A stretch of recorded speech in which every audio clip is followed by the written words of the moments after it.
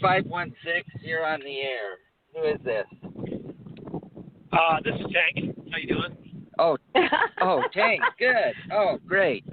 I don't know. I was just trying out numbers, hoping I could find you. Just a guess you were hoping for. Yes. Yeah, good guess, man. Good guess. I apologize. They love to block my regular numbers, so I called it from a phone. Always trying to find a way around their diabolical schemes, their crazy antics. That's great. That's great. It's pretty exciting. Yeah?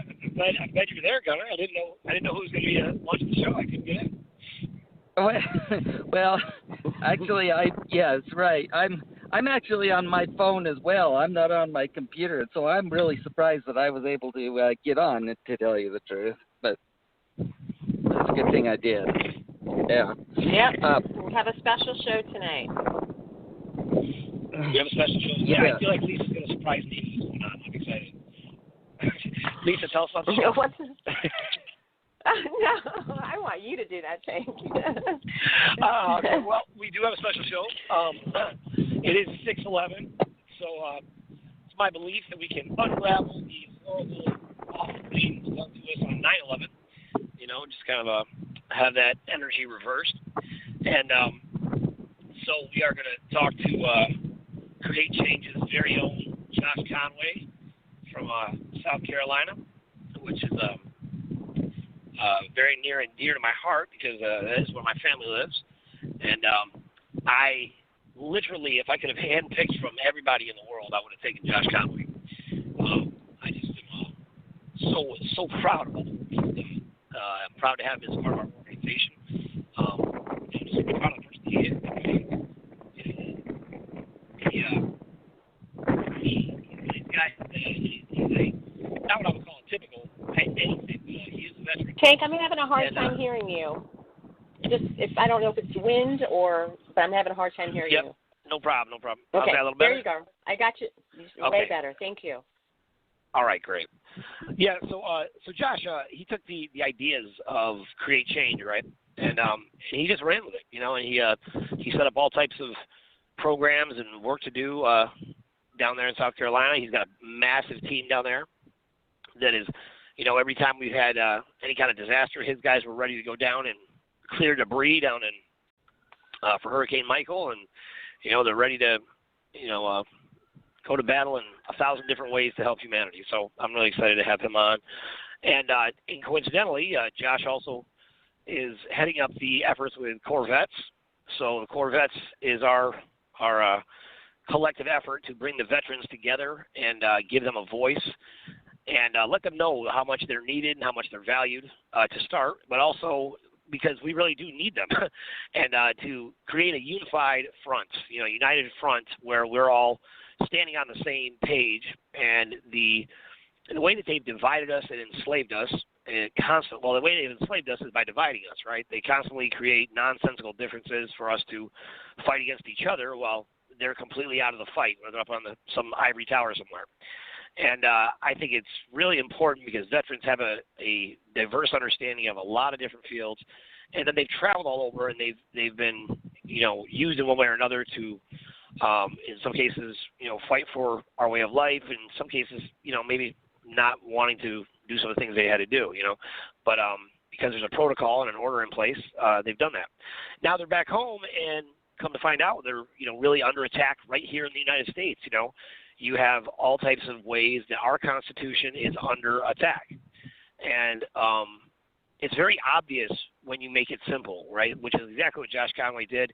He started a campaign today, and he put out this video that was great. It outlines a very simple oath of office, a very strong, powerful, profound oath of office that soldiers take, and all government employees, I believe.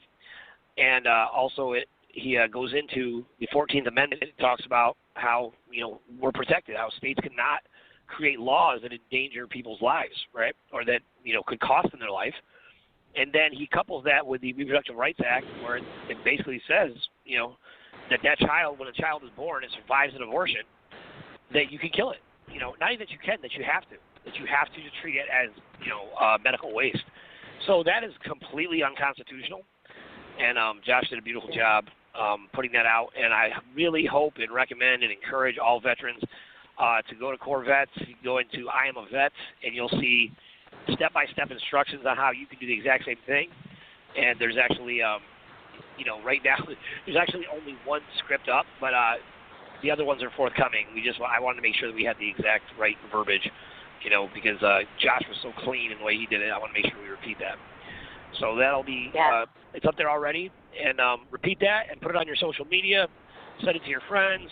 Send it to your mom. Whatever you got to do. Get the message out. The goal is to unify our forces and get everybody, liberal and conservative alike, all shapes and sizes, independent, whatever you are. It really doesn't matter. There's certain things, certain values for human life that we should all have. And that's exactly what these guys are doing. So that's where I'm at. What's going to be the show. Good. I love that. Did you happen to hear the spring-loaded show I dropped today at 5 o'clock? I did. I actually did. When are we? It was a great show. You just keep, Tank. You just keep, blowing the whistle on so many people and bringing out such good information. I did get to hear it. When does everybody else get to hear it? Well, probably a couple days. Yeah, we're gonna, Sidori's putting it in an organized shape and form, and she's going to put a video to it, and we'll put that out there, and probably that'll come out in the next couple days. Yep. I think good. Yeah, I got to hear it. It was really awesome. Yeah, pretty exciting. Really good stuff. I was really happy that we got a chance to do that. That today we interviewed. His name is Ron Angel, and Ron Angel is a whistleblower. Yeah, he's a whistleblower on September 11th, and he's known that September 11th was an inside job since September 12th, 2001. And he's been, doing research on that for 18 years and compiled just a monster file of things, coupled with several other people that we have also contacted, and we're putting that all into one, kind of atomic bomb kind of drop. And we're going to put that to the right people, and we are actually going to make sure that the appropriate action is taken. And we're going to do all we can to take down those forces that have attacked our country from the inside out. So, the way to do this is to have everybody come forward who has inside information all at the same time, and just hit them with, every time they try to lie about something, you hit them with something else that proves that they're lying. And we've been working on a lot of these legal components for a long time. And, one of the biggest challenges is that you have so many attorneys that are involved in this stuff. So it's very hard to find good lawyers, besides, Paul, who I really take it personally when his character is demised because he is, taking the higher path. But he has technically stopped practicing law. So we are looking for lawyers that we can, file some things with. So please feel free to hit us up at Speak Project Radio at protonmail.com. Is that right, Lisa? Speak Project Radio at protonmail.com, and then and use that for if everybody wants to call in with or email questions or have some information they want to share with us. Also, our regular site, speakproject.net, and then we have a Speak Project on YouTube for all of our videos. So it's a good place to find all of our stuff. Yeah.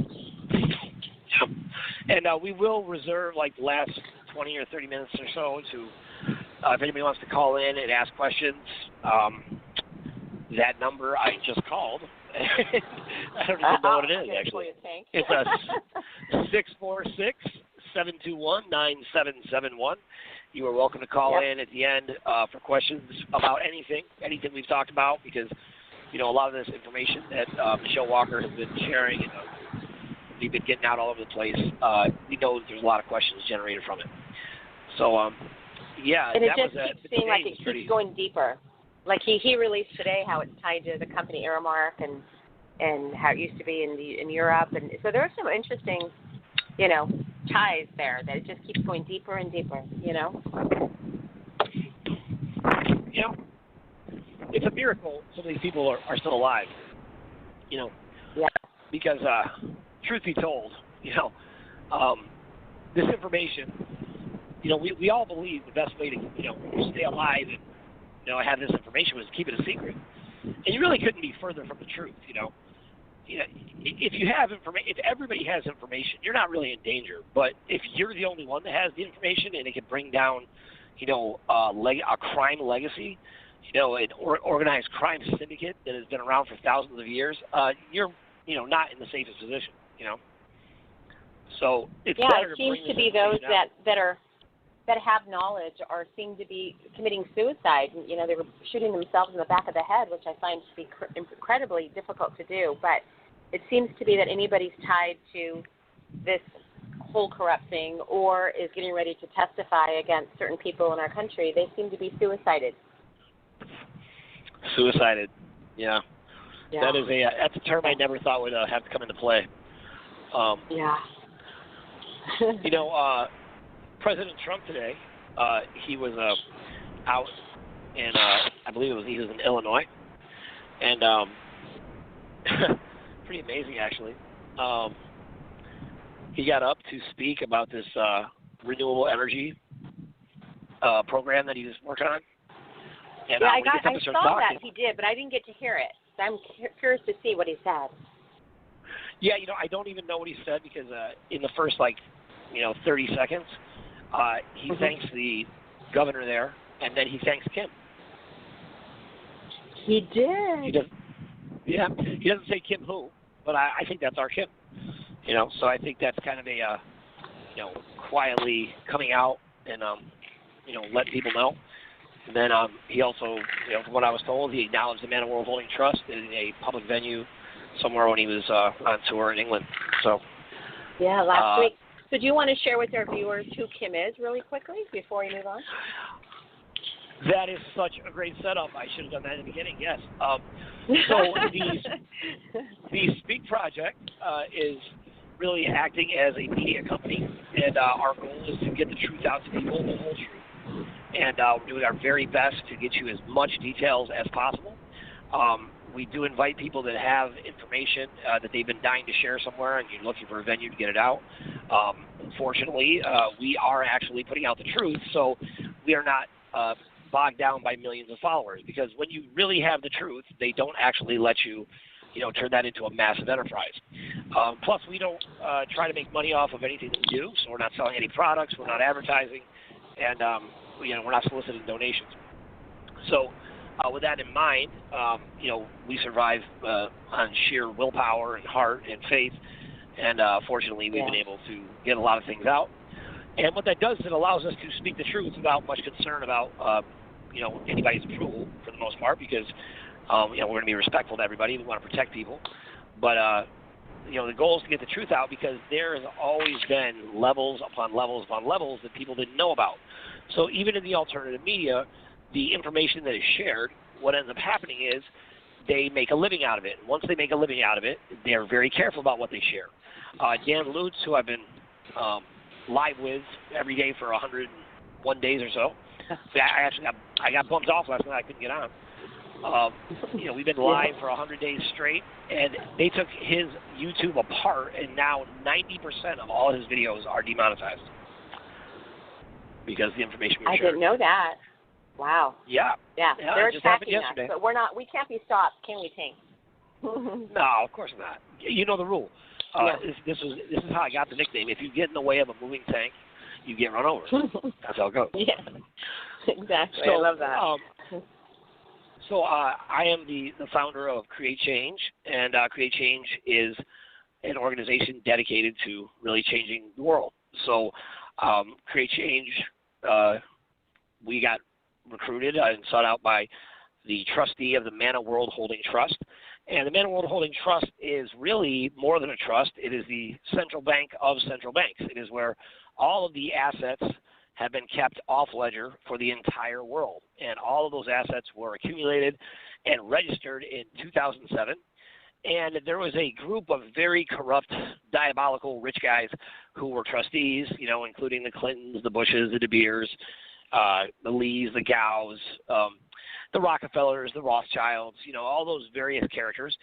they all held position as trustees. And as you probably have figured out, they don't care much about actually doing anything for people. And they have been steadfast on a depopulation agenda since about 1947, when they really started implementing female infanticide in China, right, when they started to decrease the amount of people there, of which they were applauded by that action by the United Nations and the World Bank and others, because they created this illusion, this myth of overpopulation, so that they could literally kill us off and enslave us, control us, and devour the assets of the world. Now, these morons, they thought that they were above it, but in reality, there was always forces above them who controlled them, and they were nothing more than the head slaves. And they were very good at doing things very bad, right? So they've been very good about stealing from you and I, but anybody could do that if you stack every aspect of the deck against the other people, which is exactly what they've done. And in 2012, all of the contracts that allowed them to do that, which I call the human enslavement contracts, they expired. And so, therefore, the way the quantum mapping system was designed, it was designed to allow the one sole human being, the human with the most human DNA on the planet, that her DNA could actually open and access the quantum system, and no one else could. And that happened in 2012, and that's Kimberly Ann Gogan. And she took over that, and when she realized what they were doing, because they lied to her as well, it took her about 2 years to figure out that they had no intention of doing anything right by anybody. She shut them all off, and they have not had access since 2012. None of them have been able to get into the trust. Well, actually, since 2007, they haven't been able to get into the trust.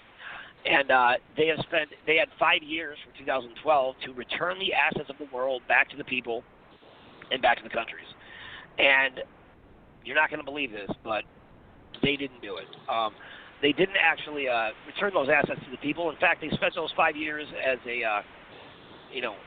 took that time to continue to try to implement their new world order, one world government that they continue to try to perpetuate on us as they depopulate the planet and they poison our water, our food, our air, our medicine.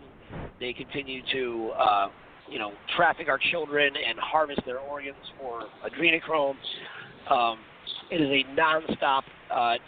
Your worst nightmare times 1,000 has actually been happening all along. And what they've done to satiate us is entertain us. So we spend all of our time completely entertained, not realizing what's actually happening. And so Kimberly Ann Gogan has dedicated herself completely to nonstop, literally 18 hours a day for years. And what she has dedicated herself to doing is making sure that these assets are returned to the people. In fact, she said she's the one who said that she would take the people, she would take humanity over all others, because that is the secret power that exists in every single one of us, that the reality that we live in, we are not responding to it. We are creating it. The world responds to us, not the other way around. And because the bad guys know that, they control everything we hear, think, see, feel. And by doing that, they've been able to control us and indoctrinate us with lies. And so the truth of the matter is, you are an unlimited creator, made in the likeness and image of the source of all creation. And all the aspects and all the abilities that exist within that one also exist in measure in you. So she is doing all she can to restore that energy, that power, that authority, that responsibility back to the people. And they have continually fought us in every possible way with the useless banks. And you would think and hope and pray that there's someone there in leadership somewhere who will finally take a stand and say, wait a minute, this has to stop. And I will tell you that President Trump is certainly one who is doing that. I believe Patrick Shanahan at the Pentagon, the new department, the Secretary of the Department of Defense, he is certainly doing his best to do that. But I will say this to Patrick Shanahan and all others, there is something very powerful about guys in uniform carrying guns going into a place and saying, stop stealing money from the people. And I am absolutely determined to make sure that we all realize that that is where we're at, that if the people want to be in power, we have got to own the power, we've got to let go of the lie, and we've got to embrace the truth. And for that to happen, we have got to stop allowing them to run all over us with nonsense and lies. So if there's going to be a change, or be fearful, in any way, because they like absolutely. that. They like to keep in fear. And yeah, I want to add one thing to that, because you mentioned that they never had any intentions of giving us our money or assets back to the people. But I will say this: they pretended as they were going to through the GCR, and so they were tied to the bankers, and they've all been trying to lie to us just to appease us for a bit. And so all that, if you follow the GCR, the RV, all that has been fake all along, and it was just part of the agenda. So I just wanted to add that to your story, so people that are following that will have an idea that was all fake. That is true. So the global currency reset, or the currency revaluation, that's the RV, the GCR, those are the acronyms for that. And I will tell you that you can go on the speakproject.net. You go into the tab that says Must See and go to Essential Documents. You'll see a document entitled the Singleton Document, and that document will show you exactly what they intended to do, and the way they describe everything, and the way they're going to return the money is they were going to give complete and absolute control over to the banking system, do away with currency, and make them the complete regulatory authority, which in fact was them setting up their one world government, of which they would continue to starve us out, they would provide universal income, and they would implement all types of other things. And that is just one document. We have hundreds of other documents that show that they fully intended to poison us in every possible way. This is a overarching agenda that was implemented in 1947, and basically what happened is after World War II, they decided the world was overpopulated, and they came up with a document that says the same, and they could basically override anything. And most of your organizations that we think are government organizations, like the IRS, the Child Protective Services, the FDA, the CDC, all of these organizations are part of that plot to kill you off slowly. The problem is we did not die off fast enough. And because we didn't die off fast enough, here we are today, and we're still fighting. And we're waking up, and we're waking up as well. We're shifting our energy. We're waking up, and we're sharing that with our, it's contagious, right? The energy, the good energy is contagious. So our goal is to share that. But I am very excited to hear that Trump mentioned Kim's name today. So that is really exciting, and that's probably the furthest we've come so far, right, Hank? Yeah, I think that is a nod from the president, kind of letting us know, you're going through it and we're here. I can tell you that you're not going to believe this, but the crack team down there in the banking industry, the Rothschild/Chinese elders told them once again that they were coming through with the RV on Friday, and they, being the brilliant group that they are, they believe it. Now, they are the very definition of insanity. They do the same thing over and over and over and over again. They're so transparent, so now they believe they've got some new way to bring in the RV. Well, that is not going to happen. In fact, I went to use my bank today, and all of a sudden my car was shut down. I called in, and the only people speaking to me were people in Spanish, and I checked with Kim, and she said she did something where she shut them down from the roots up, so they were blind. They had no way of knowing what was going on. Oh. So how about that? So, I love that. I mean, I don't want anyone to be hurt by that, but I know it's a temporary thing that we need to do in order to get everything switched over to the new assets, right? Absolutely, yeah.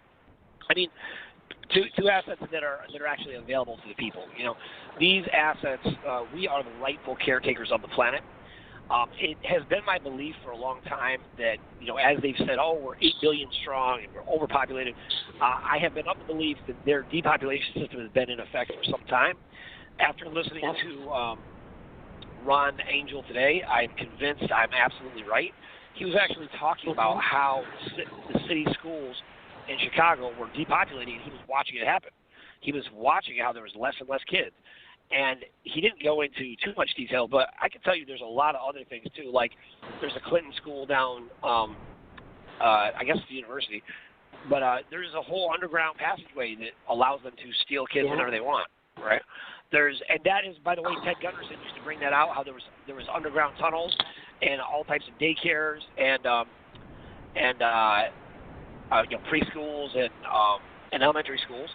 And this Aramark, right, which I believe was called ARA in London, in Europe. or in England. Yeah. In Europe, right? They were known for child trafficking, and when they first came here, they were doing the same thing. And so what do you think they're doing now, right? Because they also work and deliver food, allegedly, to the Pentagon, to the United Nations, to various corporations, to all these different groups. Well, they're in every state, Tank. They're huge. They're in every state. So they have access to a lot of buildings and a lot of people, right? So they'd be the perfect company to do something like that if that's what you wanted to do. Right. If you were going to ship people, you could do it the same way. And I know for a fact that I've seen horrifying pictures, which I wish I actually could erase from my memory, of kids being held in the back rooms of slaughterhouses and just thrown in with the mix after they die from starvation. So there is an evil that you can't even imagine that has gone on, and that's why they have made a certain amount of human flesh is acceptable in meat products, because they're trying to get us to eat ourselves. Yeah. They want us to crave the human flesh. I think they're trying to slowly integrate that into our diet so that we like it and we want more of it. I think. Yep. I mean. Your body has to create a parasite just to digest meat because it's so similar to your own flesh. And, it's that these are all different ways they've been killing us off. And, I got some documentation today about a underwater spring, right, that has more calcium and magnesium and minerals in the water naturally, and it runs all throughout the country, I guess, and it's there, it's available, right? But instead, they do is they've hidden this, right? And this is one from corporation to corporation. They buy up all the land where it goes, right? This is like this fountain of youth, so to speak, that they're devouring. Right. And meanwhile, while that's happening, they're putting poison in our water, which that's the next thing I want the veterans to really get at is how on earth is it constitutional for them to poison our water? A known poison. How is that possible? And how are we letting it happen? I mean, really, come on. Yeah, I'm also real big on, and we've got to get rid of these chemtrails because they're dropping stuff on us, aluminum and all kinds of goodies that make us not well and keep us kind of dumbed down and sick. And so we got to get rid of that as well. And the food and the GMOs and all that good stuff. So, yeah, Ron has evidence of that too. The actual nanite technology that is dropped in the smart dust, which is like microscopic robots, right, that's just dropped on everything. And they can just adjust the frequency to come out of your radio or your telephone or your internet or television, whatever. And in doing this, they can activate those things to manipulate your DNA and your cells and cause you to be sick. And there is more evidence on that actually shows that you can, if you listen to Tuesday of last week's show with Michelle, she talks about, a program like that implemented by the Bushes, right? That literally would cause allow the plants to live healthy, but they would end up secreting I don't know if it's a frequency or chemicals, right, that would literally cause us to die. And think about how that plays into the agenda, right? Because then they can say, look, the environment is rebelling against us, right? And then everything will be synthetic, right? We'll be just eating plastic, and then it'll be like we have to make ourselves part robot to survive. You can just see how this could play out over time. Yeah. So if they're messing with our food, our water, our air, and now they're doing they're manipulating the weather to ruin all of our areas in the Midwest that we grow food in, right? So there's just so many ways they're attacking us and our food supply and our air, our water. They're poisoning us in every way they possibly can. But we're stopping it. I remember this one time. I go to get on the plane, and I had a bottle of shampoo in my bag, and I got searched. They went through everything I had because I had a bottle of shampoo, right? Trying to keep everything safe, I guess. Meanwhile, where is it that they're allowed to load up planes with toxic chemicals and spray them into the air? Where's the fly security then? You know what I mean? Exactly. It's amazing. I read a funny article or just a little meme a couple months ago. It was about vaccinations, and it said, if you gave your child in a spoon what you gave them in a vaccination, you would be in prison for murder. Oh my gosh. Yeah. And you think about that. Isn't that true? Oh, I know, and nobody wants to believe that they look. I gave my my kids, my sons at least, they had vaccines, and back then that was 12 years ago. We broke them up over an extended period of time, and we eliminated about 50% of them. But still, I mean, we were pretty aware, but not really aware. Right. And even with that, I'm not even sure like what was what. Like I never would have thought the MMR was dangerous, but then I didn't factor in the Gates clandestine plan, starting Planned Parenthood however many years ago, and continuing his father's agenda to depopulate, right? Population control. Right. Yeah, I just heard on that they're including some kind of thing where you can develop diabetes from the MMR vaccine. So, there are a lot of people in our country with that are diabetic, and they're insulin dependent. Not all of them are insulin dependent, but it's just one more way to keep us sick and addicted to big pharma, right? Absolutely. Well, I actually I was at a parade on Memorial Day, and a lot of kids marching in the parade. I couldn't believe how many kids were obese already. Because we the food that we're eating commonly, right? It's really it's like emergency rations that like NASA would use, right? Like in case of emergency, right. like Exactly. because they process everything to stay on the shelf forever, right? So like we can fill our bellies, but like basically starve to death. And and this is true. Actually, my aunt, who was morbidly obese. I mean, she was like 5'2" and like 450 pounds, and she died from malnutrition. Oh, right. Now, how is it possible to have all that? Right. Yeah, she ate so much junk food. There was no nutrition in her food. And when you eat junk food, your body just craves more junk food.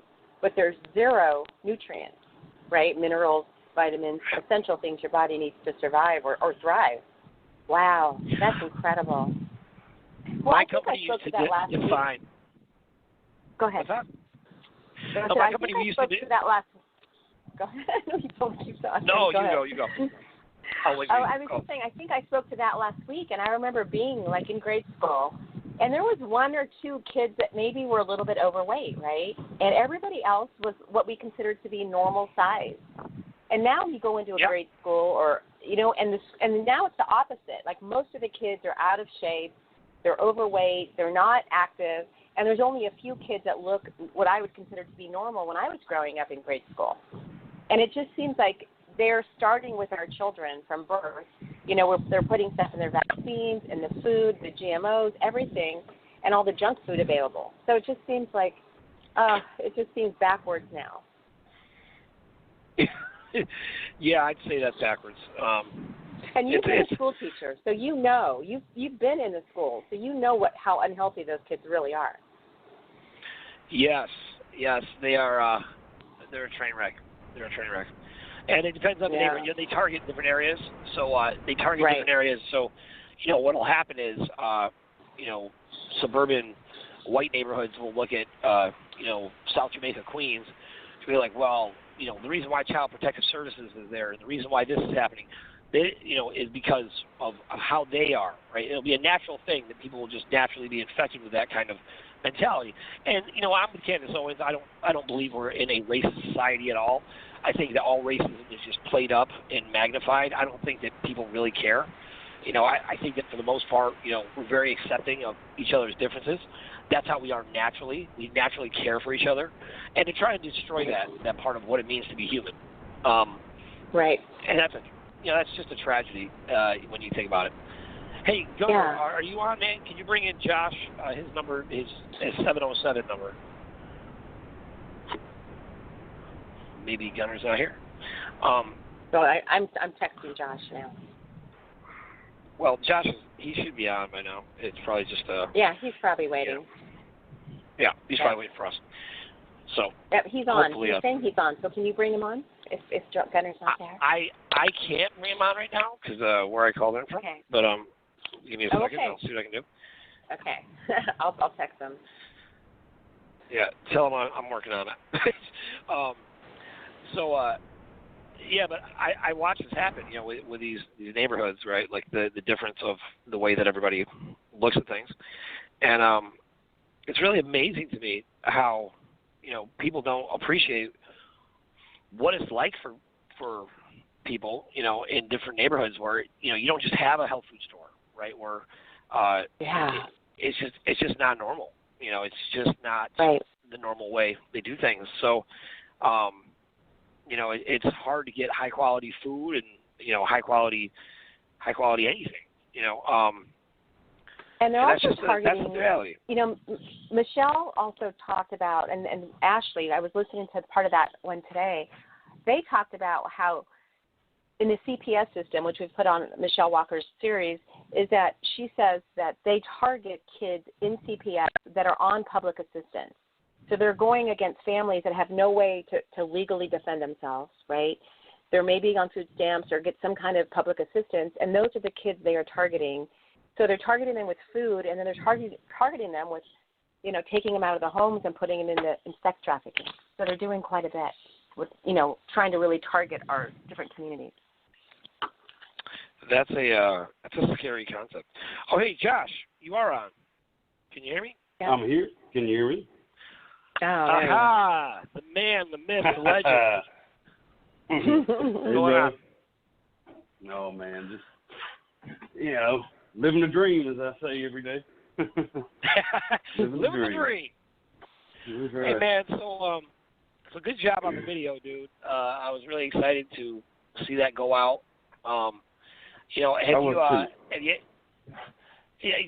do you feel about it, man? Talk a little bit about, what you think we'll accomplish with that. What you got going on? So, what I see coming from these videos is what I'm really trying to do is spark that light that so many veterans are missing right now. It's when you get out of the Army or any branch, I was in the Army. So when you get out of the military, you're, the feeling's hard to explain, but you've been purpose driven for so long, and you've been dedicated to something, and even if the reasons you thought you were fighting for at the time or are lies now, which seems like there are more and more of, you had a purpose, and it wasn't necessarily your the cliche "I'm fighting for my country," which we did, but it was really for the guy that was, or the gal that was right to the right and left of you. That's who you were really there for. And that's what it was in the moment. Everybody had the grandiose kind of, reason I joined the Army, but that's what when you come down to it, that's what it was all about. That's what you were fighting for. And when you get out, it's a different world, because now you're just living. You're not fighting for somebody. So it's hard to do, it's hard to transition to that. And that's where so many veterans struggle, especially, combat vets, because then you're really into that life, into that life, into that emotion that goes into that life or death situation. And you come back here, and then you're just walking through Walmart one day, and you're just like, man, these people have no freaking clue about what's really going on in the rest of the world. At least that's the way you feel, and you isolate yourself, right? So, and that's what takes veterans down this deep hole, is they don't have that flame anymore. They don't have something to fight for. And what I'm hoping to do is give the veterans something to fight for. Let them know that our oath still means something, and it still affects. An oath is something you take to life. It's not something that you sign a contract for. So I'm really hoping to show my fellow veterans that we still have a mission, and my mission is the children and saving our kids, and that's where my heart's at. And the whole Constitution is important, but without our kids, man, they've won. If we don't take our kids back, then what the hell are we fighting for? Man, I'll tell you what, that's right. That's right. I'll tell you, if we can't protect our kids, what the hell is any of this worth? I mean, absolutely. There's nothing in our life that's a close second to our kids. Not even nothing.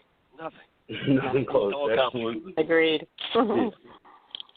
So that the whole corp vet is that we need to spark a movement. We gotta show our veterans that they still have a mission, and we're trying to find a way to light that fire in them. And I believe this is really going to make that happen. I do too. I really appreciated the message. It's the oath, it's the Constitution, it's how we're in violation. It's a reminder of you being a veteran. I've watched that video, man, probably 9 times, and every time you get to the last sentence, you go, "I am a veteran of the U.S. Army." Man, I get chills every time. Every time I'm like, yes. That's Makes me right. feel like I'm a veteran. That's a power statement. Right, man. It just makes you proud, and veterans are that, man. We're proud of what, I can't say we're always proud of what we had to do or what we've done, but we're proud of the people we are. We're proud of our country, right or wrong. We're the, good and bad days as anybody would have, any country would have. But you know what? All in all, we're one of the greatest countries in the world, and the dark side of the world is getting out of hand, and by bringing attention back to what built this country, the Constitution, the original Constitution, not all this perverted stuff that they've tried to build it into, but it's taking that founding document and really putting it back out into the spotlight, because people they've forgotten what it is, and they've forgotten what it means, and good times make weak men, and weak men make bad times. So it's time. We've had some good times, and we need to find those strong men so we can get us back on the right track. Yeah. Hey, man, let me ask you a question. So, in the service, now, did you guys talk about the Constitution at all? I mean, did you spend any time, it was ever referenced? In the official capacity, no. It was never something that was, in my experience, that the command sat down and a conversation was had about the Constitution or what we were doing. It wasn't a part of it. And the military is, being in the military, being active duty, and being in that environment, you still have all walks of life, right? You still got the person that doesn't like to work out and sits in his at his chair all day long and can't pass his PT test, and you have the right side, the left side, talking politics. So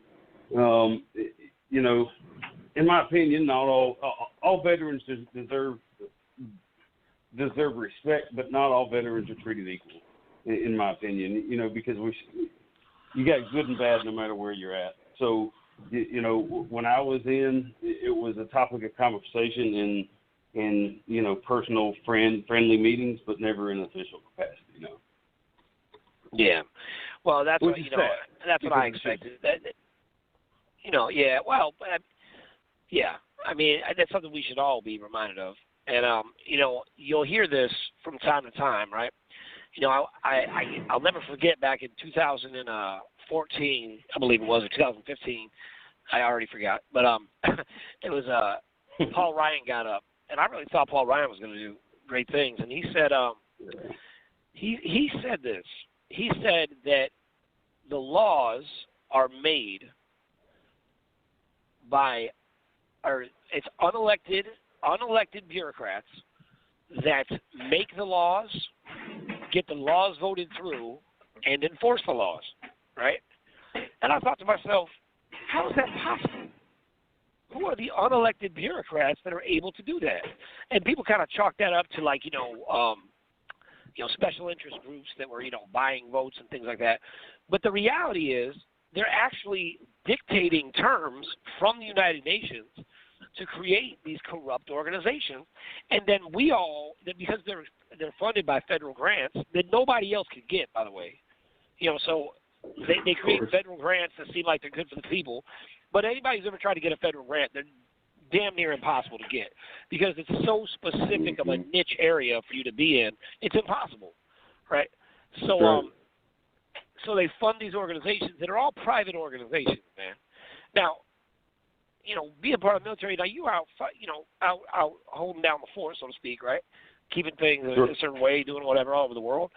And what do you think is going to be the reaction? Because I don't think veterans know. I don't think many people really know this. But if the Food and Drug Administration or Association, whatever it is, if they're a privately owned organization, the EPA, the Environmental Poison Agency, they are, they're a private organization.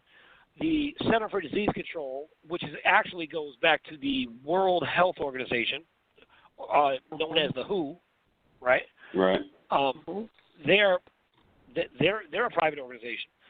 Our Child Protective Services, which is actually the Child Pedophile Services, because they're basically trafficking kids out to be, consumed by, these perverse elite pedophiles who are, I have several accounts, witnessed accounts, firsthand accounts of judges, politicians, prominent figures stopping into these places where group homes where kids are staying. Kids are being abused. They're using this drug, I believe it's called Thorazine, and they drug them and gets them all high and out of themselves. They don't really, feel as much pain, and then they go in and just rape them. Now, I'm telling you, on Sunday on the gun show, we had firsthand reports of that. It wasn't like a far off thing. She told us how somebody in the house, I think it was the woman who ran the house, was basically killed there. They had a kill room. They had a room that was all cement, right, with a drain in it, and she had to go in and clean up the blood. And wow. 88%. These numbers, people are going to get so exhausted. They're going to think they heard the show before. It's like, I cannot stop repeating these things, right? Because 88% of the kids that go missing in the country, they're in the custody of Child Protective Services. That's 800,000 kids a year. You got 89% of all the children taken from home. 2,000 a day. You got same organizations, same corrupt, bogus organization. They are they take kids out of your home, and this is directly from the FBI. 89% of the kids taken out of a home are taken on false allegations. That doesn't surprise me. Now, I don't know if you ever took one of these tests. They do like psychological evaluation tests, right? These are common like corporations. So they'll do psychological evaluations, right, for the parents. And I'll tell you something. I'm sitting on the evidence right now. I mean, I don't sit on anything, by the way. Everything I get, as soon as I get it, I put it out to at least 30 people. And every one of those people is formidable. You have to. They know exactly what to do with it. You have to. That's right. So, but I'm looking at it, right? I'm examining it myself. And I don't wait, by the way. I don't wait to examine it. As soon as I get it, I put it out. But I'm passing that on to anybody who gets sensitive information. Put it out.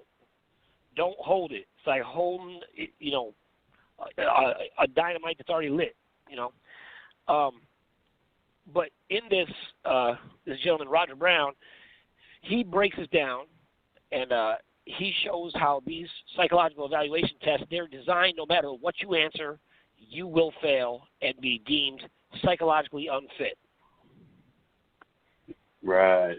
To care for your children. Yeah, I see that as they have to have a way to, even though it's corrupt and they can just take them however whenever they want, but they still have to check a box, right? They still have to say this person was unfit at some point in time. So, I've been thinking about this a lot with all the Michelle Walker shows we've been doing and all this, man. It gets at me at my core because I think about I think about somebody coming in my house and trying to do something like this.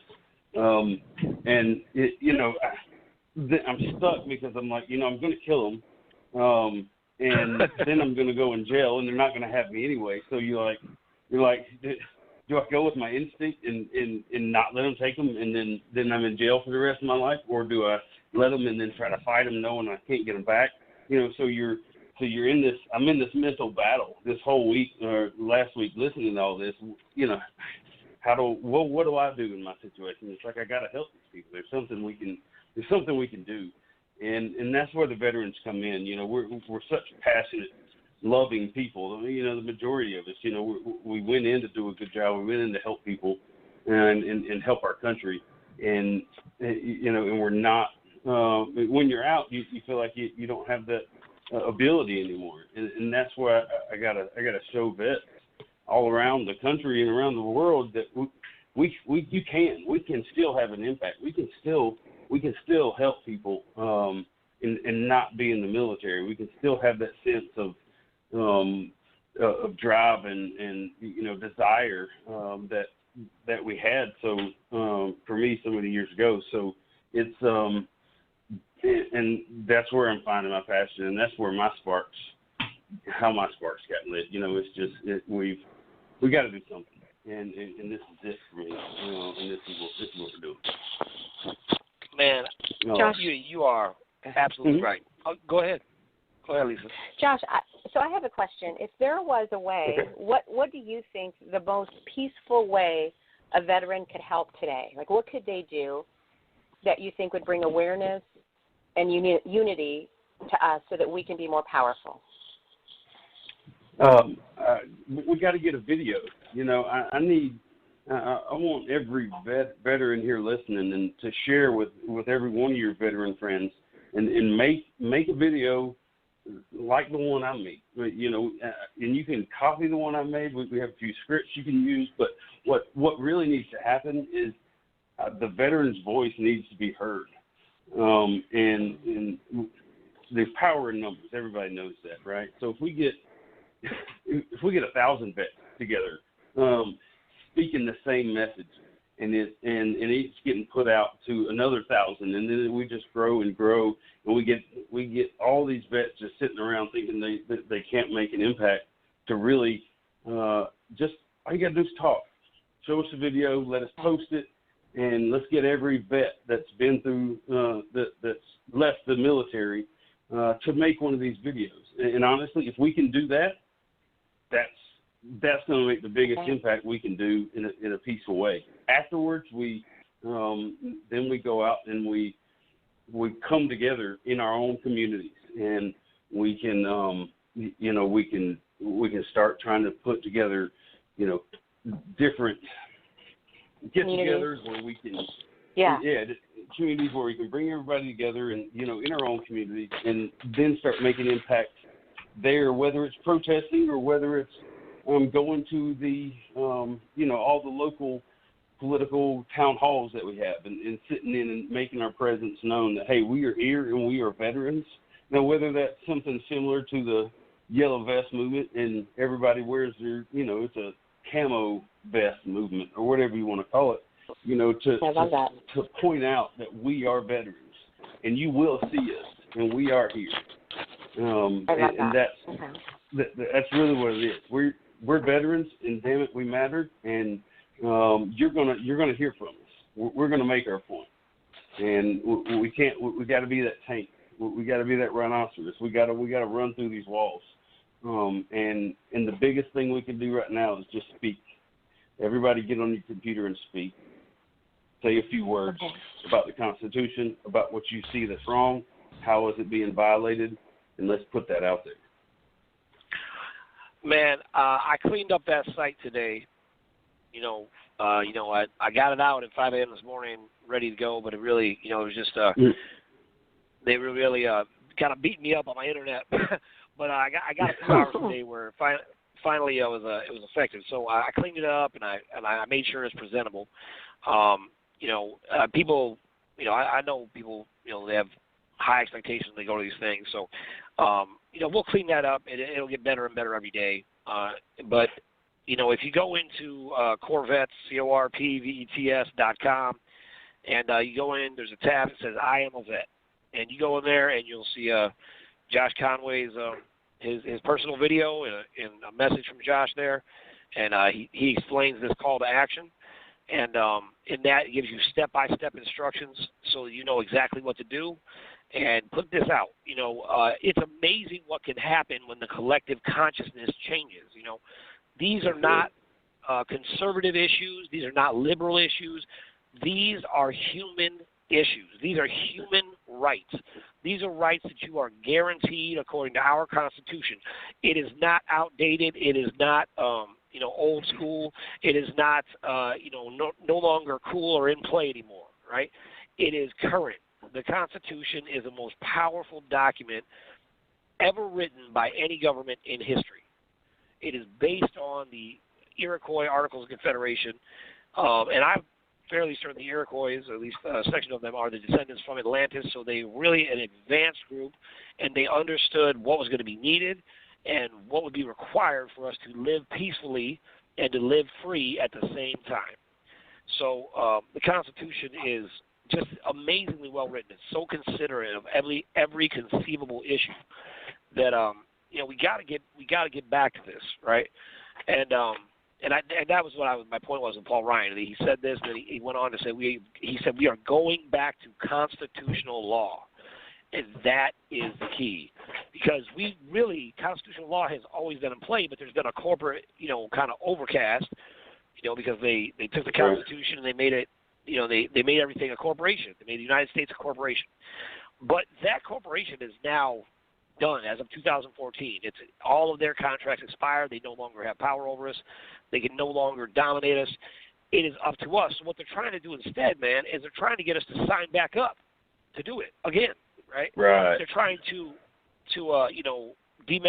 emasculate the alpha male, right? They're like, the toxic alpha male. Now, listen. You loved the toxic alpha male when you went to war all the time, but now when you realize, you might have to go to war against us, now we're toxic, right? Because they have is deceit and evil tactics to try to beat us down, but we can't let them. We can't let them. We have got to take a stand for all humanity. So I'm excited about that, man. I think that's just a great move.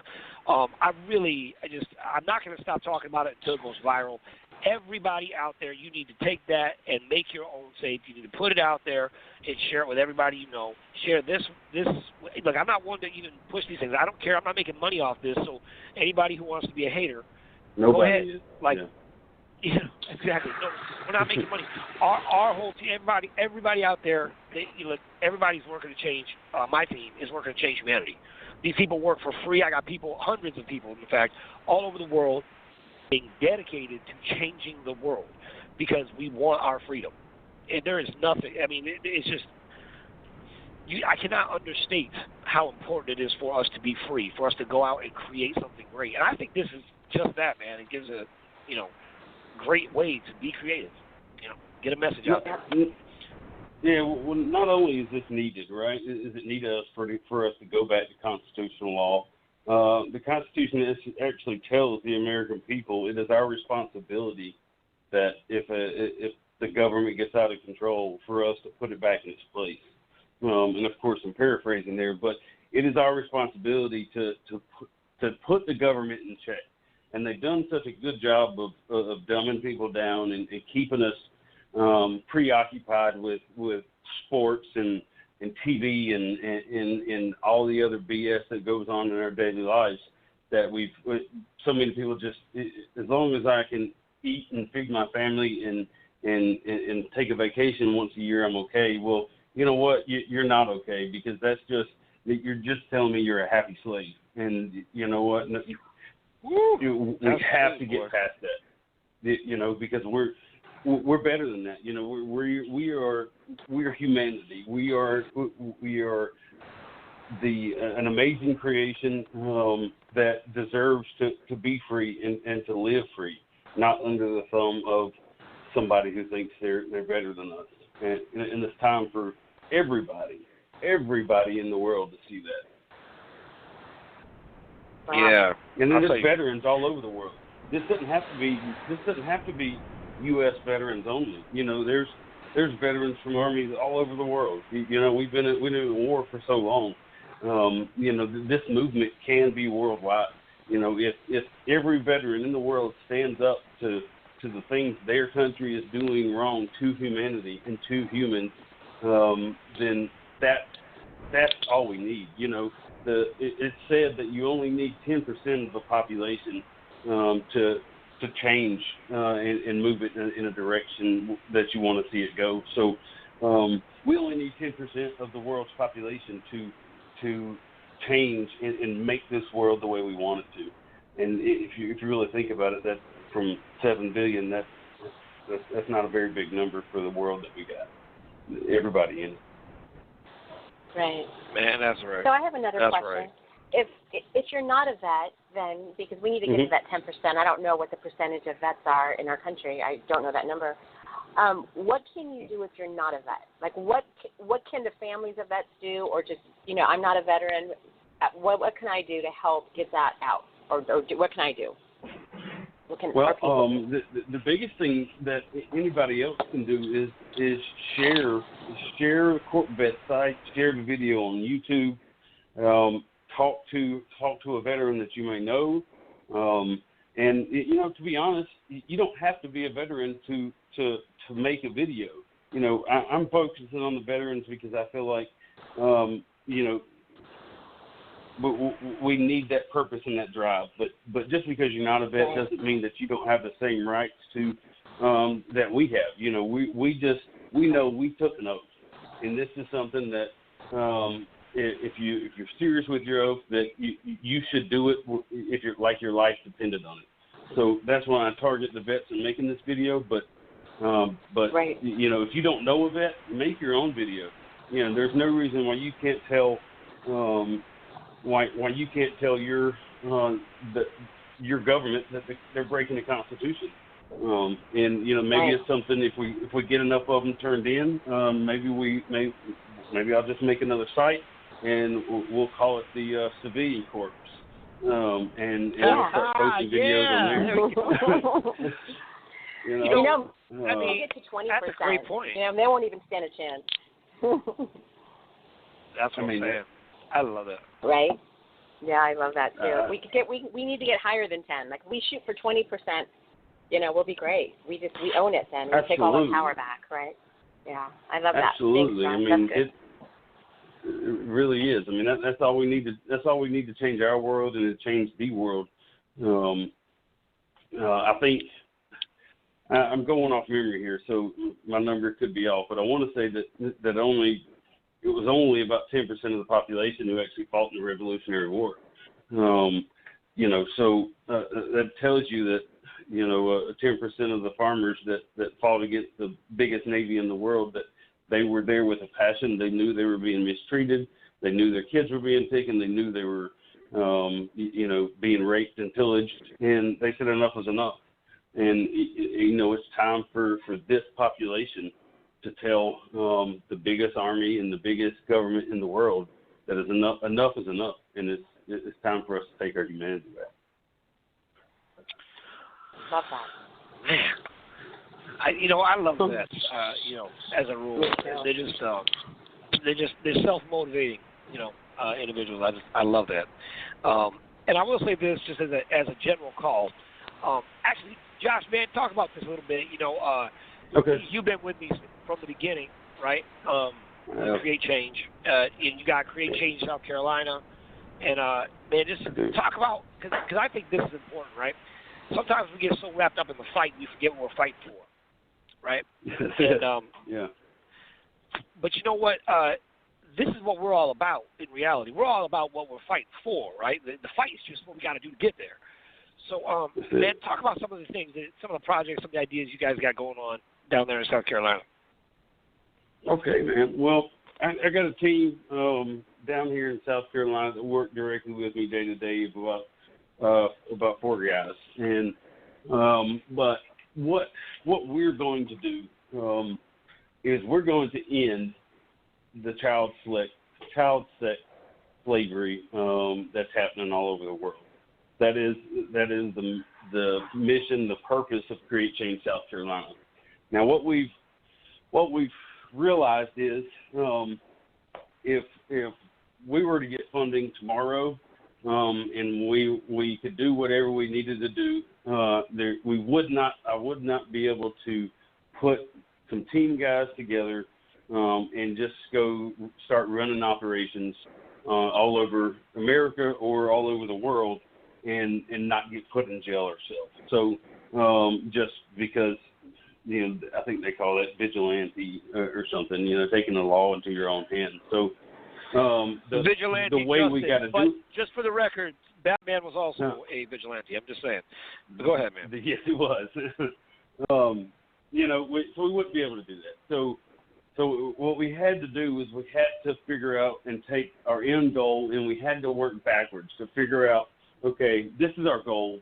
We know we need teams all over the world running operations to take down these organizations.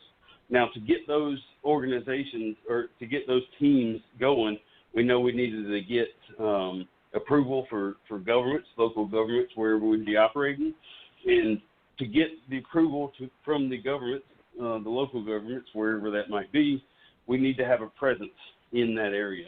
We need to be well known, and maybe even have some supporters in the political arena and wherever that's at. So to get there, the big part of that was we're going to have to build a media or news or documentary and music, and we're going to have to get Create Change South Carolina or Create Change as a whole to have a brand, a really strong brand. Everybody in the world needs to know Create Change South Carolina, and through that we would have the strength and the ability to positively affect change wherever we need to in the world to allow our teams to operate. So what we're going to do is we're going to start off, and we're going to build a studio here in some offices in South Carolina. And in there, we have contacted some of my guys. One of my guys, has worked in the film industry in Atlanta for 20 years or more, and he has connections that would be able to really help build us a state-of-the-art facility where we could make content for social media. We could run campaigns. We can really just explode onto the scene and show people what we're all about. And I think a big part of that is being able to document the everyday journeys of the Create Change family. Everybody who's running the project, they need to have somebody there that's working with them that can just document what they're doing on a day-to-day basis. Okay, and what they'll do is they'll take all of these, daily or weekly turn-ins that they do, and they'll send them down to the studio in South Carolina. And what we'll do is we'll compile all this into full-length documentaries and also short little clippets for social media and everything to help build it out. And maybe once a year we put out a documentary about what we've done that year as a whole in Create Change, and then throughout the year the team is breaking up all of this stuff, and we're putting out little teasers all year long, everything about what we're doing, and we're taking and we're doing cookouts for the police and the firefighters, and we're bringing in these youngsters and telling them what the Constitution is, and getting people excited about what America used to be and what we have become, and how do we turn this around, and getting kids excited about politics and and being able to swing what it is now into what it's supposed to be, where the politicians are just your everyday citizen. You come in and you serve your term. It's like jury duty, okay? You go to Washington, D.C., and you're there for 2 to 6 years in the House or the Senate, and 4 or 6 years, whatever it is. I think it's 2 and 6. And if your time's up, then guess what? You come back home and you go back to your day-to-day job, and that's it. We need term limits to stop these people from miring themselves into the muck that they build for themselves. And if we can get back to the civilian, or not even, the citizen-run government, where you go in and you do your term and that's it, that's really how we keep America on the straight and narrow. Term limits for everybody, and you don't, after you're done, you're done. You don't get a salary for the rest of your life. You go back to your job. Bob from the damn paper mill can run for Senate and get a job, do it for 6 years, and then come back home and get his job back. And then he's back in the mill doing his job. You're not better than anybody else just because you sat in that seat in the House of Representatives or in the Senate, corner office in Washington. You're no better than anybody else. You're just Bob from the damn paper mill. Okay, so people know that, if these guys know that in Washington, that you're just the guy who was working in the mill, but you know what? You were voted in to do a job. And you come here and you do the job, and you are a servant. You serve the people for your time, and then you go back home and you enjoy your family, and do your job for the rest of your life. That's how we sustain change. I think one of the things that gets lost is that they are public servants, right? It's a privilege to serve, and that's exactly what we should do, is serve. We should not be serving our own interests. If you are a public servant, anybody who knows about the work of a true public servant knows it is all-consuming. It is demanding. It requires a certain amount of character to do it the right way. How do you go in, at the beginning of a presidency worth, $5 million and come out worth $100? How did you find time to make all those investments, to build businesses, to build capital, more than you did your entire life prior? The only way to do that is corruption. It just doesn't even make sense. I agree with you, man. That's a great point.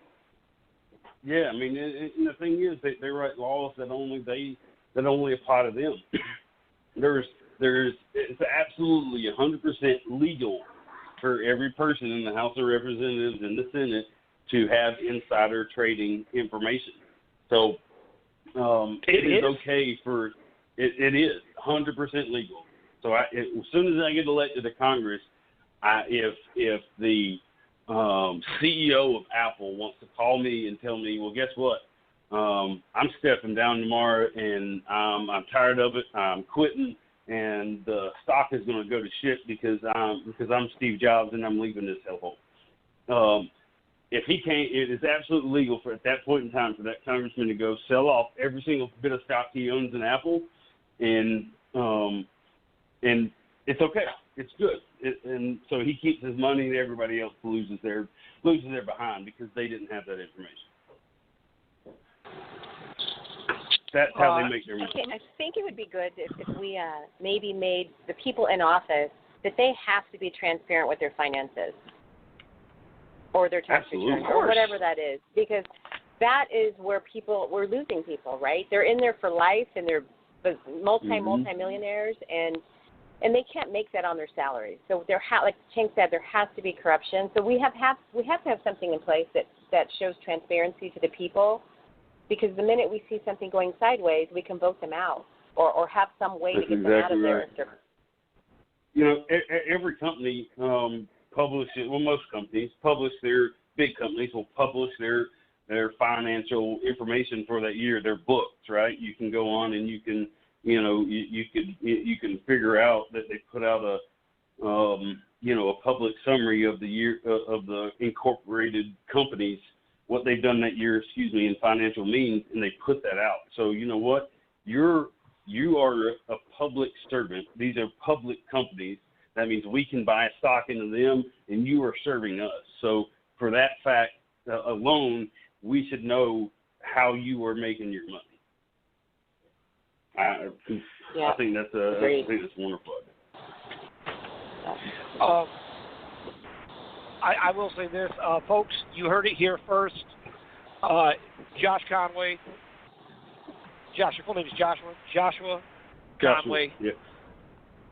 Joshua Conway for Congress. I will tell you what, Josh, I will back you every possible way I can. I will make sure everybody in the world knows your name because you are exactly the kind of person I want in charge of something. Somebody with some integrity, willing to do what it takes to change the world, to protect our children. You know what, Josh? I'll tell you what. This is the movement I want to start in politics, and everybody getting ready to run. Here's what I want to hear. I want to hear them get up and talk about the poison in our damn water. I want to hear them talk about the poison in our air. Yeah, tell me. Go ahead, man.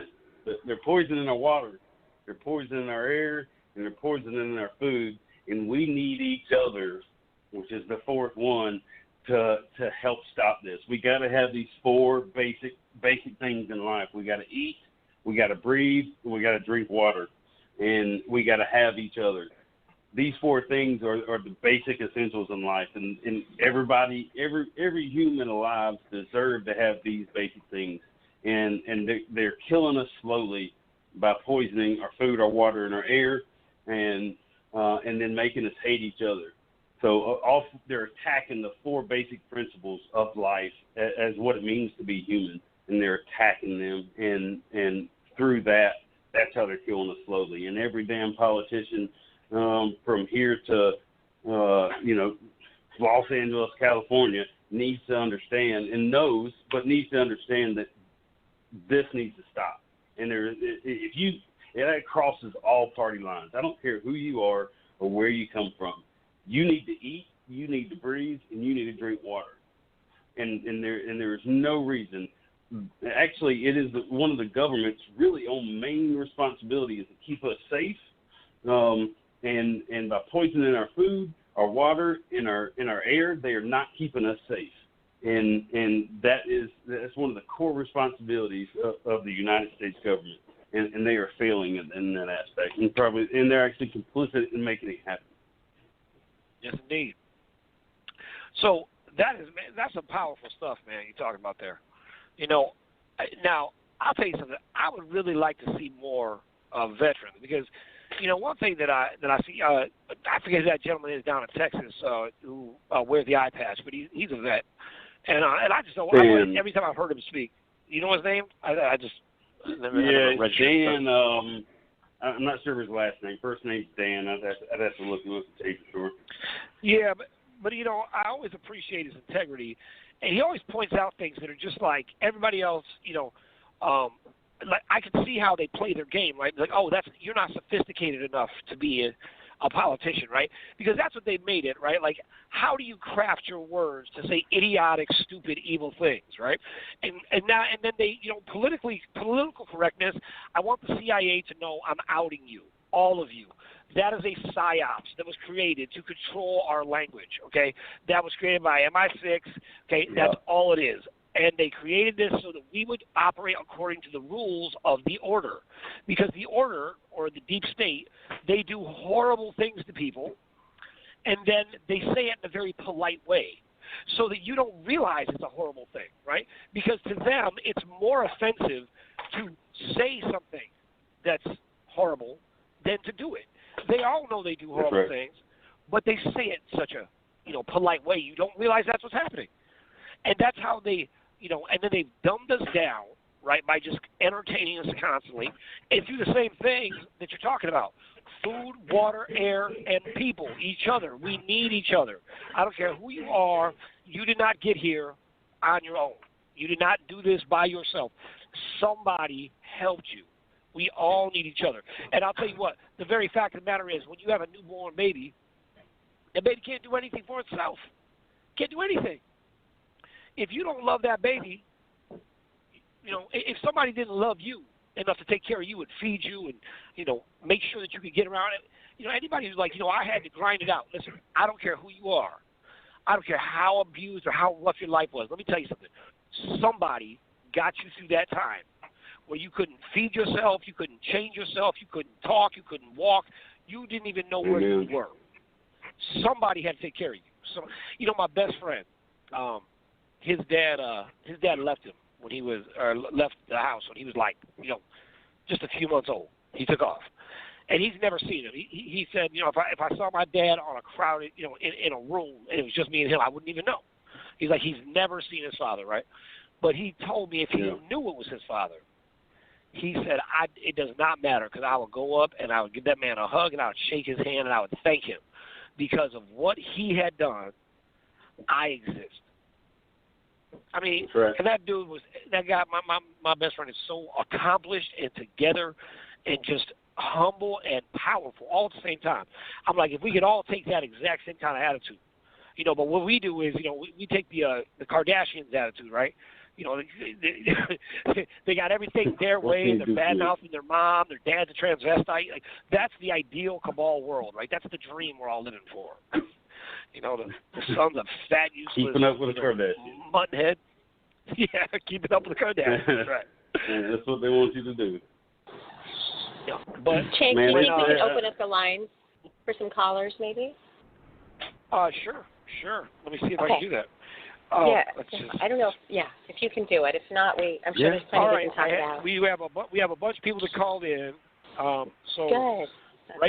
Right now, I'm going to open the lines up, and Josh, we'll all take some questions. You guys can ask any questions you want. I don't know if these are questions, just people calling in to listen. So if that's the case, so I'm going to open the line for 308. You're about to be on 308. Do you have any questions or answers for that matter? Are you there? Be brave. You can talk. 308, you're gone. Okay. All right. 308 is shy. 903. 903, do you have any questions, comments, insights, amazing intel you want to share? 903, I know you're listening right now. It's okay. All right. Okay.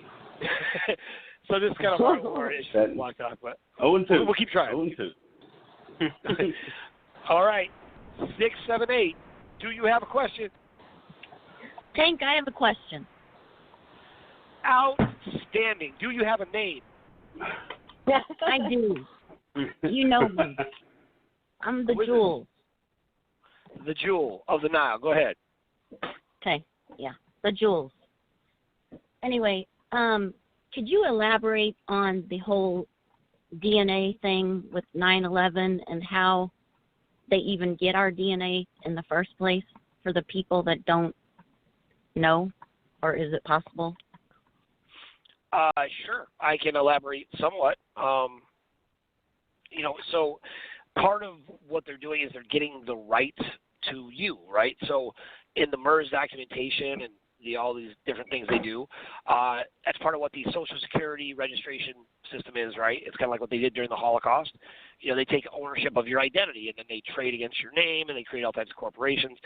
And now they have all types of DNA testing, right? They do biological testing. These same systems, right, are connected to the medical records. So if you go in and you leave a blood sample, you leave, those are other ways they can gather your DNA.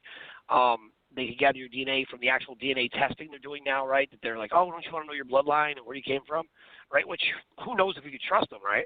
It's like, because they can tell you anything they want because they constantly want you to believe a lie. So, they can gather your DNA in that way. So I highly recommend nobody take any DNA tests, unless it's like you have all the equipment yourself and you're testing your own DNA, which who has that, right? One thing about these DNA testers, that if you send your DNA to 23andMe, they own your DNA at that point. You are actually giving them the right to do whatever they see fit with your DNA. So keep that in mind if you're thinking about doing one of these 23andMe DNA genealogy testing. They own it after you send it to them. They can do whatever they want with it. Okay, but what about 9/11 and the banking system back in 2001? Can you expand on that? I can't expand on what the topic they were talking about specifically today. They're connecting a lot of intel over a long period of time. What they are talking about, though, you are familiar with, okay? Because this is where between 2001 and 2005, they implemented the mortgage electronic registration system.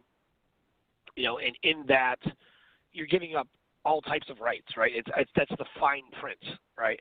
And this is exactly what you definitely researched with the birth certificates, right? You go to take out a mortgage, they use your birth certificate bond, and they pay off the mortgage. Then you just keep paying them, even though they've already paid it off, right? You just keep paying them. And then, so they profit again off that.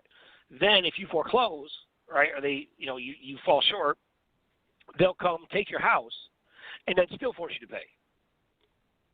They'll do things like that, right? And then if you get a little deeper into, the way these mortgage patents work and things of that nature, they'll often trick people because nobody could possibly read the 300 pages that, you get with your when you go to do a mortgage. So they'll have attorneys, put all types of things in there that you're just, I remember doing my mortgage for my house. I sat there, I must have signed, 100 times. I have no idea what any of it said, right? But you essentially are signing over rights, which I would say as a practice, if you want to change the world, here, we'll start a massive movement. Don't sign anything. You will shut down the world overnight because everything relies on your signature to move forward. Now, so between 2001 and 2005, that's where they started implementing all these scare tactics, and they could justify all types of things, such as No Child Left Behind was one mentioned today, right? Well, No Child Left Behind is just part of the next level of dumbing us down that started in the 80s or late 70s after Carter set up the Department of Education, and then standardized testing got brought in, and all that was designed to dumb us down, to give us less and less and less information, to create things in our water, in our food, in our air, in the pharmaceuticals, that's when you had ADHD came into existence. Autism it's like 50 times as high as it was in the 70s. So all these different things, right, they use all these things as they're dumbing us down. And really what they're doing is they're gathering data to see if their program is working, right? So in this, what they do on the other side is they present certain statistics to us. And the stats, the analytics that they present to us are always fabricated. So when they talk about 8 billion population, I can guarantee you that number is not even close to accurate. I guarantee you they have greatly decreased, because I can see it myself in New York City. Because there used to be a time you walked through the city, you couldn't get anywhere ever. It was always people. Now, even in New York, there's so much less people. People don't go to stores anymore. They're not buying things. We're all secluded to our apartments, and we're buying things online. All of these things are data grabs. They're constantly grabbing data, and they're gauging how successful they are based on the way that they're analyzing you. And so September 11th opened the door to take a lot of freedoms that the federal government shouldn't have had, because that was a much more public and official notice of martial law. Because really that's what happened when Bush, put out that, I don't know if it's 1033 or something like that, or 103.31 or something like that, that basically gave him the right to impose that we are under duress and under attack by terrorists, right? What Bush didn't say was, well, it's my family mainly, right?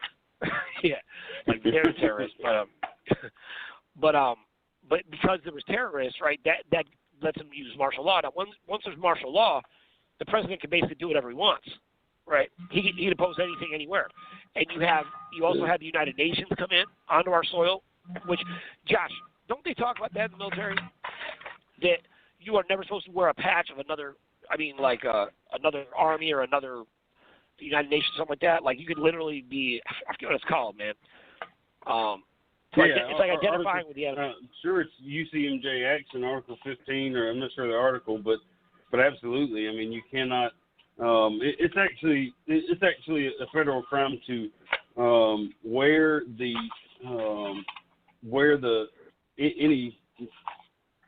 a military uniform, and it's like impersonating an officer, right? So all these guys you see out there that are stolen valor guys that wear all these patches and ribbons and don't know their ass from a hole in the ground, running around acting like they're veterans. It's actually a federal crime for them to do that, and much so in the Army, absolutely not. It's completely against regulations to wear any patch that you were not directly ordered to be under. Yeah.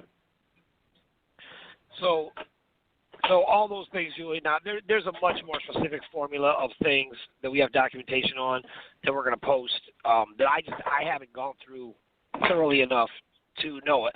I know that MERS, though, allows that, because of what they're doing, right? If you remember, they mapped the human genome, at least publicly, where they talked about when we actually started, where genetics became, a standard part of every investigation, right? I want to say that was like 2004, where that became like mainstreamed, and so that's when they were allowed to do that kind of stuff. That's what she's talking about. Because once they could map that, then and that's also when they started, remember they cloned the sheep, right? Well, they've been cloning people for a long time, and that's what she was alluding to. She's a little more conservative, so Michelle didn't want to talk about that too much.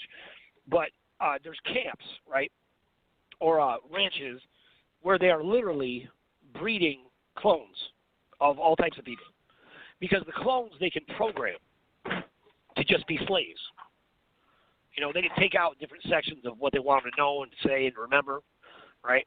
And they can program basically. This is my understanding. I am by no means an expert on clones. I just know they exist. And there is, I know like under Camp David there was a place to make clones, and I know that a lot of most politicians have had some kind of clone they've used for one thing or another. So, I know George H.W. Bush had died 3 times. So even the guy who died was a clone. And I'm not even sure they can transfer consciousness. So they can literally take out your soul and put it in a clone. So even now the joke with Hillary Clinton is like, Hillary Clinton is just a sleeve. She's not real.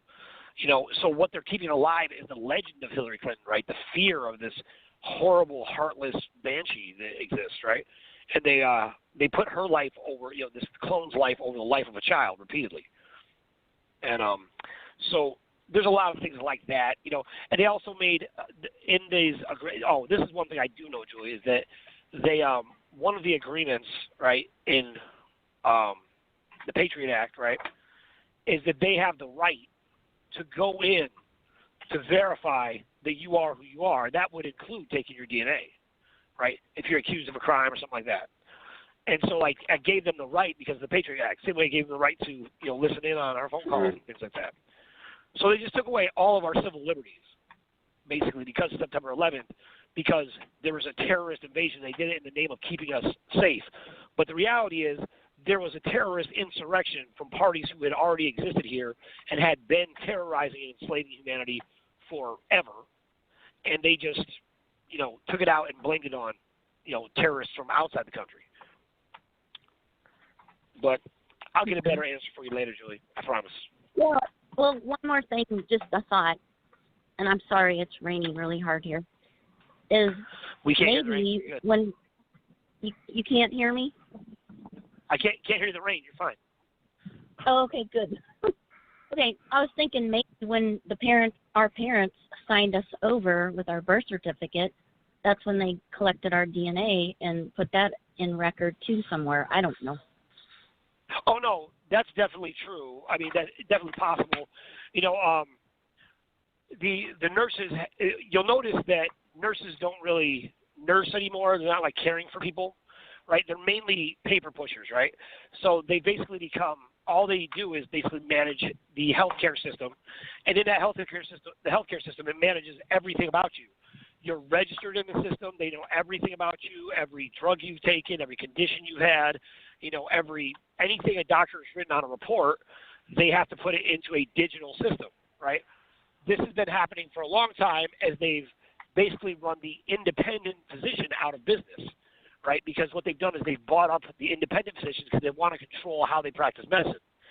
So essentially they've turned over the practice of, actually treating the patient to insurance companies who dictate what drugs you can have and what drugs you have to take.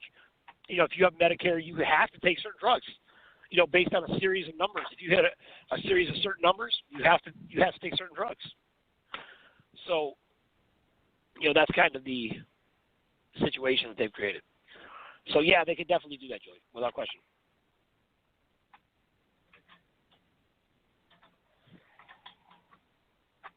Thank you. Okay. All right. Let's see if there's any other questions. Hank, there's a 308 waiting, and it's somebody from our network. It's Janet. Should be Janet. Okay. Do you have a 308 waiting? Gotcha. 308 waiting. 1 second. Got 310, 707, 903, 308. Hello, hello. Hello, Janet. How are you? Hello, Tank. I'm fine. I'm out here, getting rid of rabbits. Anyway, yes, I wanted to say to Josh, he is right on because, they are doing all kinds of nefarious things, as you and I both know. Everything that you've been talking about, I mean, that's what they're doing. They're cloning us. They're taking our blood. They're taking our DNA. It's crazy. It's crazy. And I wanted to know,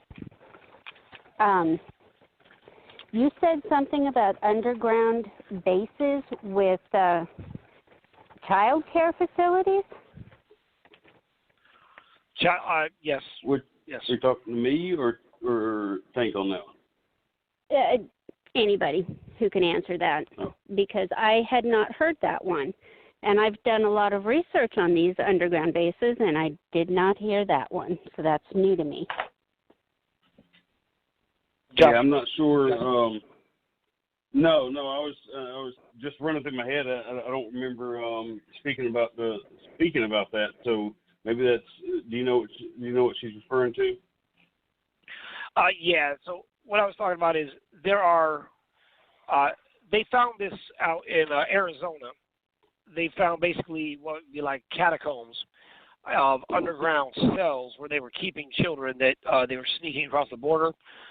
They identified because I'm with you now. They had a rape tree there where they saw some things, and they went to investigate and found out there was all types of cells where children were being kept, I guess. That's one example. But you also have several other examples of things like that, where Ted Gunderson revealed how underneath the elementary schools that there were underground tunnels where they would sneak children out, right? They would drug them, molest them, do whatever, right? Whoever would have their way with them. Right. And then basically those kids would end up being your problem kids later, and no one knew why, right? They had the churches, many of the churches had underground, even now, I mean, they've actually taken those underground passageways and they just turned them into, classrooms and stuff. But, but there's underground ways to get to the preschool for people to take the kids out of there. It's these underground passageways, basically of where they're taking these kids and raping the kids and doing terrible things. I mean, it's a pretty common thing. Now, you're doing research on the deep underground military bases and stuff like that. Right.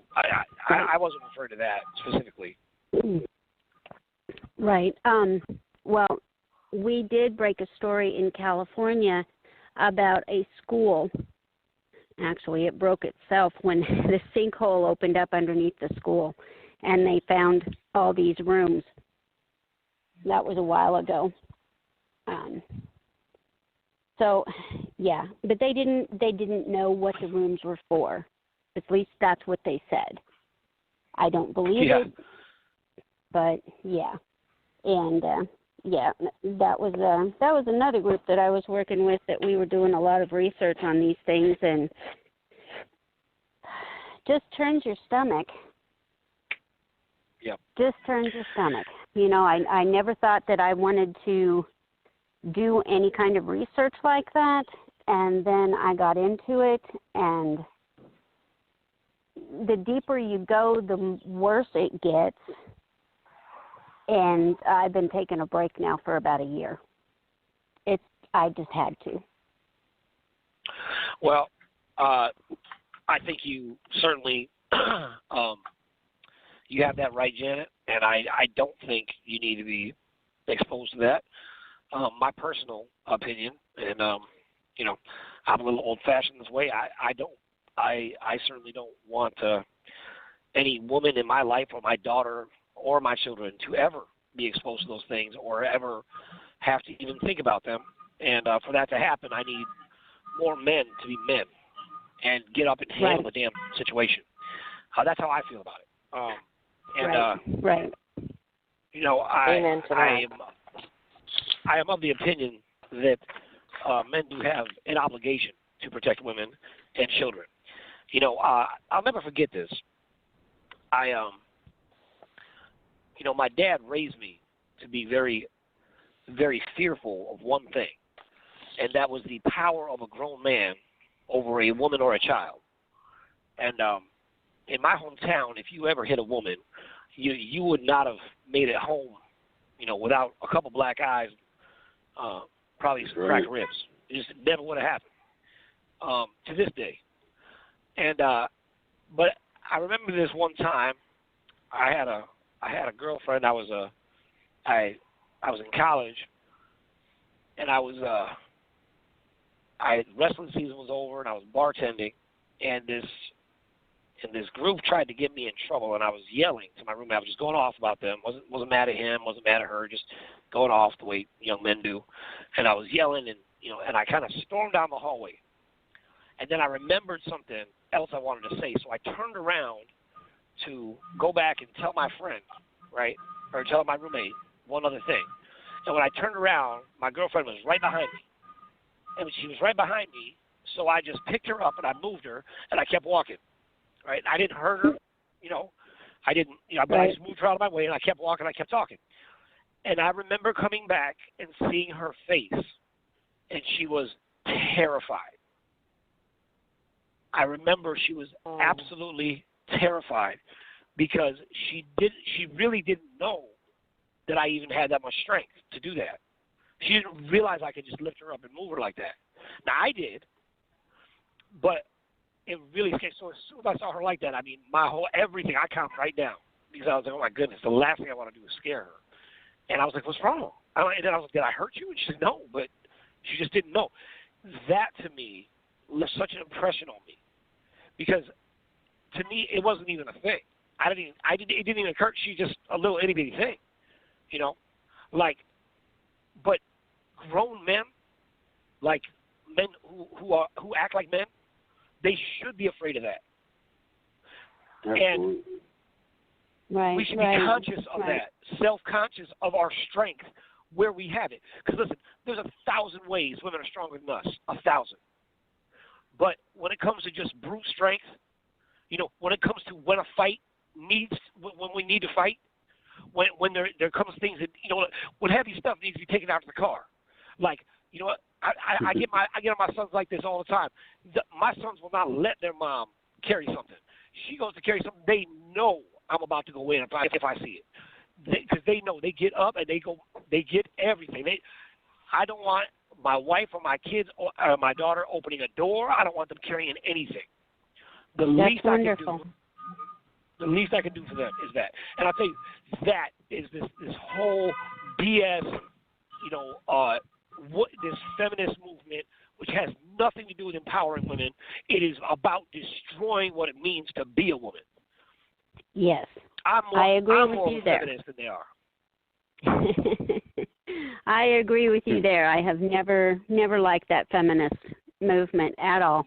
And I wanted to say one thing. You said that in your neighborhood, if a guy hit a woman, he wouldn't make it home without a black eye or something. It doesn't always work that way cut and dried. I never thought that I would be part of the group of women who are victims of domestic abuse. And 3 months ago, I got beat up pretty bad. I had a concussion, black eye, bruises all over my back and my arms. And I never thought it would happen to me. Never. Now, isn't that silly? No, that's not silly. It's tragic. I'm sorry that happened to you. We should never expect that. You shouldn't. No. No. Yeah, that's a shame. It's a hard one to admit. My goodness, I had a hard time telling my granddaughter about it. But she saw the black eye. And you she remove wanted yourself an from the explanation. situation? Oh, yes, I did. Absolutely.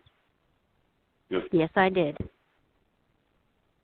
I picked up my bag of clothes and put it in my truck, and I came home. And I said, this ain't worth it. You are not worth it.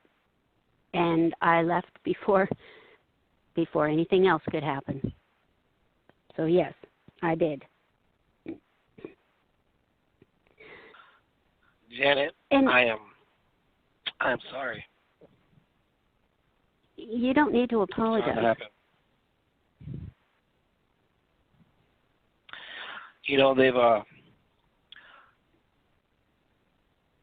men, we have just forgotten what it means to be a man. I know that we have been emasculated on levels, but we don't need to take back our masculinity from someone who had nothing to do with taking it. You know, there isn't a competition between men and women. There are just things that women do better. There are just things that men do better, and that's okay. That's okay. They're built for it. They're built for it. You know. We're designed to complement one another, not compete. Exactly. Exactly. Well said. And I am 60 years old, and I have nothing to prove to anybody. And I still can't believe that I got into that situation. Neither can I. Neither can I. I remember, you know, I'm so against that. I'm so against that. That you know, one time my wife had on these boxing gloves, and she was pounding on my arm, right? Just kept hitting me, and she ended up spraining her wrist, right? By punching me. but it wasn't like she wasn't trying to hurt me, right? It was just an accident, right? But she had kind of a dark sense of humor, and so she goes into the hospital, and they're like, you know, what happened? And she said something like she kind of like, you know, like she was joking, but they didn't know. Kind of put it on me, right? Like as if I hurt her, and she thought that was funny, and I didn't at all. And I was like, my arm's all bruised up from you slugging at me for 15 minutes, and then you get hurt, and then you let them think that about me. Are you kidding me? How dare you? So I didn't. Yeah, find that's that funny. not funny. There is a shame. There is a shame that men should feel, in my opinion, when they do something like that. It is gutless and cowardly. Same thing. Women deserve better. So do we. Women and children deserve better, because this happens to children all over the place too. You know, it's a shame that some men feel like they gotta beat up on somebody to make themselves feel better, and feel more manly. I don't know where they get this mentality from, but that does not make you a man of any type that deserves to be walking around on two legs. And that's the way I feel about it. Yeah, man, I'm with you. I'd like to add, as a woman, there's no safer feeling in the world than being with somebody that will protect you and be there for you, right? As a woman, that's what we desire in a man, is to be protected, and if a man can't do that, then that's just that's how we're innately built. That's how men are built, and that's how we are built. So exactly. Yeah. I want to be protected. I want to know that they've got my back. I don't want to, get into a situation and all of a sudden find out, I don't have your back, I'm leaving.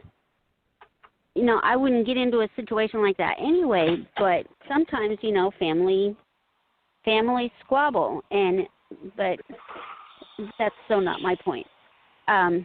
Yeah, you just want to be protected. You want to know that you're going to be okay.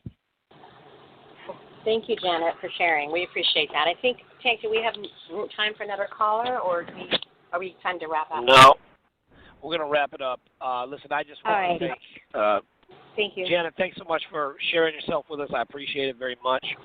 And Janet, I want you to know you're going to be okay. You're going to be safe. We're changing the world. I promise you on my life that we are changing the world. And Josh, thank you so much, man, for just being yourself.